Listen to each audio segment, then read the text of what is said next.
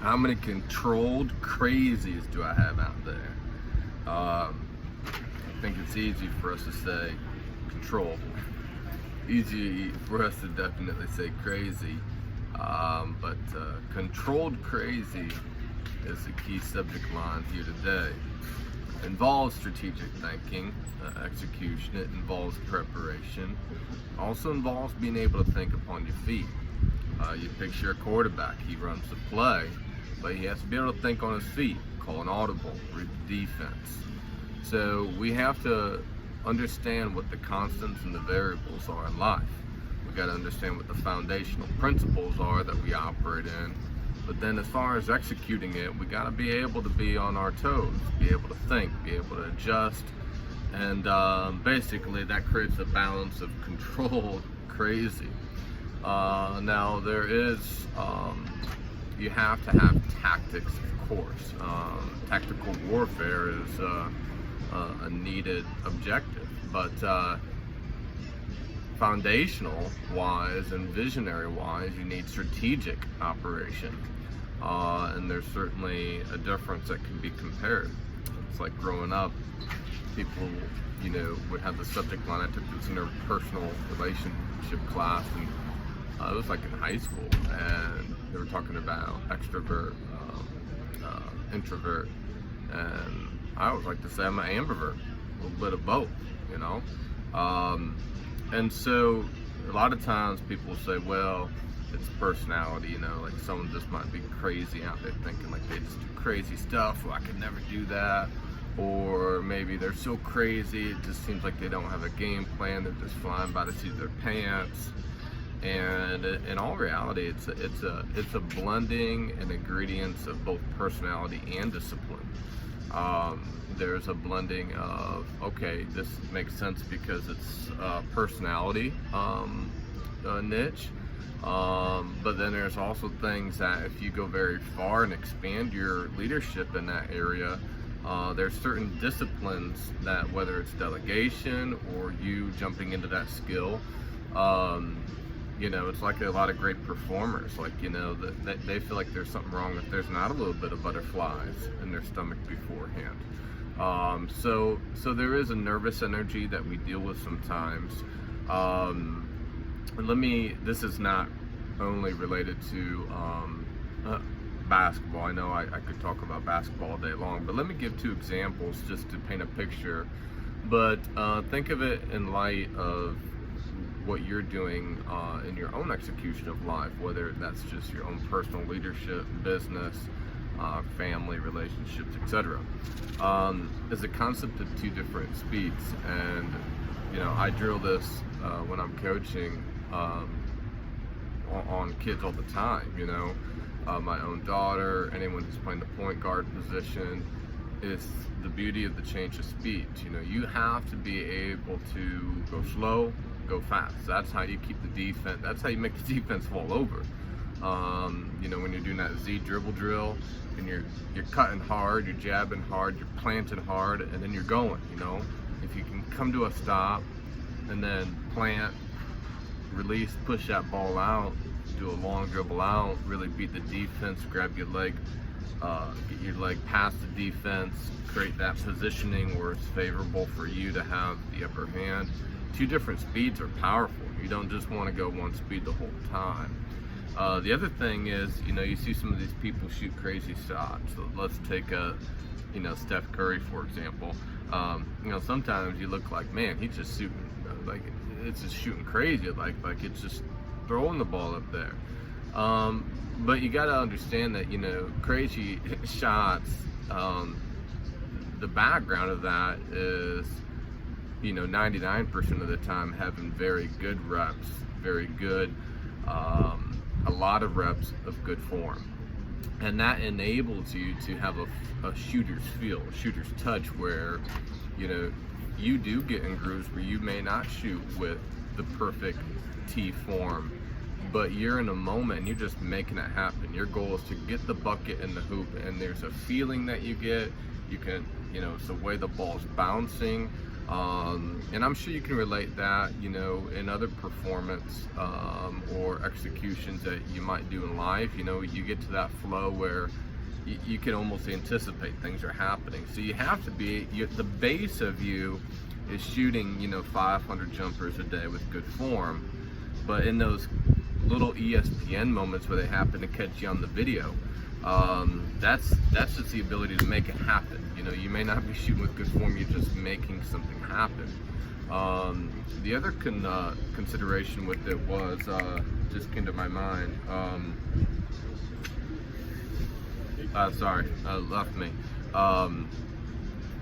Let me pull it together with another example, then we'll start to lump it together. You've been on a stakeout, you know, picture, I mean, like, this could be tied into our S series of the spy portfolio, but you know, when you're waiting for a long time and you are staked out. I remember, and that must have been elementary, picture in the house we were in, waiting for a birthday party, and I remember it seemed like, no matter, if I looked out the living room, which I can still picture myself looking out the window, looking down the driveway, waiting for people to come for my birthday party, you know, even, it seems like if I was looking, they weren't going to pull up. They weren't going to pull up. And, you know, to have the ability to then tie that into the realm of patience, to be able to wait for your spot, wait for your timing. Again, not everything is tactical. It is good to think upon your feet, but that comes from a base of long-term strategy. So let's start to pull it together here. Controlled crazy. Okay, so some people, not everybody, probably those who know me pretty well, especially who know me when I was younger, they think I'm crazy. Like, not crazy like a psycho, but I'm just crazy, like, meaning like I do crazy things. And, you know, personality wise, it's very easy for me to, you know, be the class clown or be the whatever, goof around or do the silly thing. And you know, we don't have enough data on this memory space to even talk about all those things. And if any of my OG buddies, all my brothers are catching this, then you know, you're flooded with thoughts of what we've done together. But the reality is, nowadays in leadership, being a grown adult, where I think I have responsibility, I do have 2 children. They remind me how old I am, which I'd have to think about now. You know, I have a birthday coming up. But you know, so there becomes that balance of, you know, especially if you're an entrepreneur, being able to fly by the seat of your pants, but also being practical, understanding accounting, understanding the budgets of things.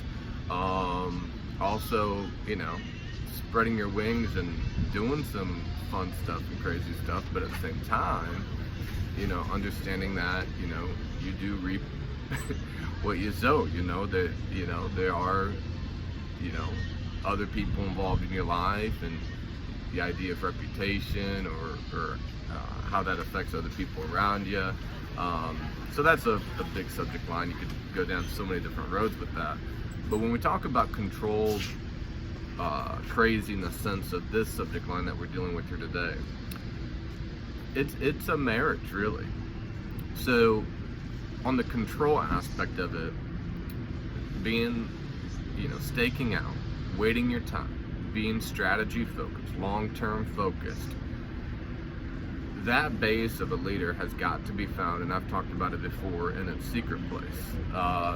Meaning, if it might seem to 99% of people that when I come out with some type of objective or idea, it's like, whoa, just, where do you pull that one out of? You know, did you think it through? Yeah. Like, for 3 weeks in a row at 4 a.m., you know, there's a lot of behind the scenes thought that goes into it. It's just, you know, maybe it's, you know, sometimes you don't talk about, when you're playing chess, you don't talk about your moves before you make a move, right? Also, I remember hearing a movie about interview about Denzel Washington about how, you know, it's powerful to basically step off the scene, if you will, and then come on to the scene. You know, when you learn as a leader to pick your spots, that, you know, it's not, you know, being 24/7 on 100% go mode, but you have to know when to change that speed up, when to find that secret place, when to do some internal investigation, think things through, you know, think it through one day. Does it still stick? You know, write some notes down the next day.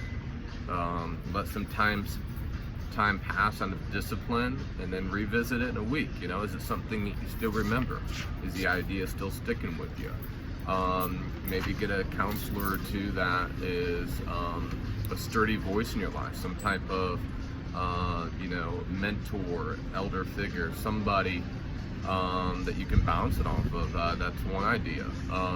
But you got to own it in your gut. If it becomes part of your strategy long term, part of your core value system, you got to own it in your gut.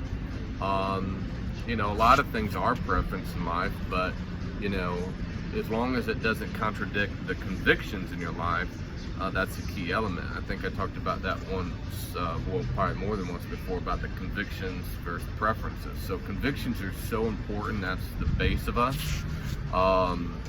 But once we have that base, so look, here's what I'm trying to say. At the same time of all that, we got to be able to think upon our feet. We got to make moves. We got to, you know, if it's green and we're not ready to drive yet, we just got to put the gas on the pedal. Like, there's timing involved.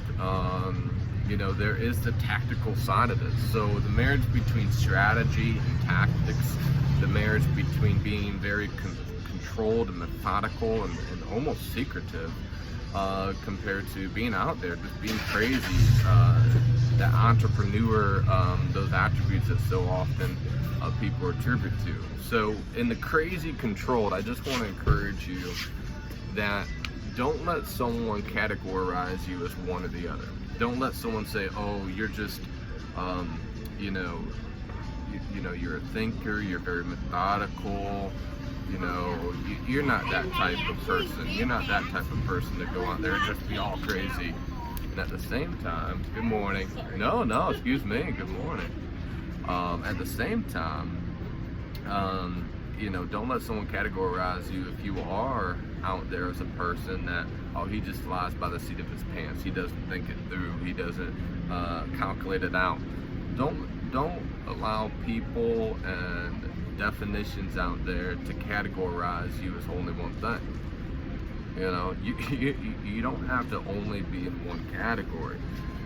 So to pull that together, I think it's a beautiful part of leadership, and I want to encourage you to have controlled crazy in your life. Have the control, have the perspective, have the budget, have the responsibilities, have the core principles, have those secret times, have those times where you counsel with your own self, you write notes. Does this line up to my objectives? Does this line up to my purpose? But at the same time, understand that just like the weather, patterns come and go, and you have to be able to read the defense. You got to be able to think upon your feet. You got to be able to maneuver. You got to be able to call an audible, and you got to be able to go with it and trust that there's a sovereignty that will see you through. And that's a beautiful thing when you got the core values deep rooted, that you know who you are. You can't, it can look like you're flying by the seat of your pants, but you know you're not, right? You know. So I just want to encourage you, you can go out there, be crazy, be controlled crazy, you know, and that's what's going to give you longevity, sustainability. And thank you so much for joining us. Hope you have a great day, and that you know, those birthday presents come up the driveway. So as always, you know, we just really believe and appreciate your support. March Leadership Services is there for you. Be controlled crazy.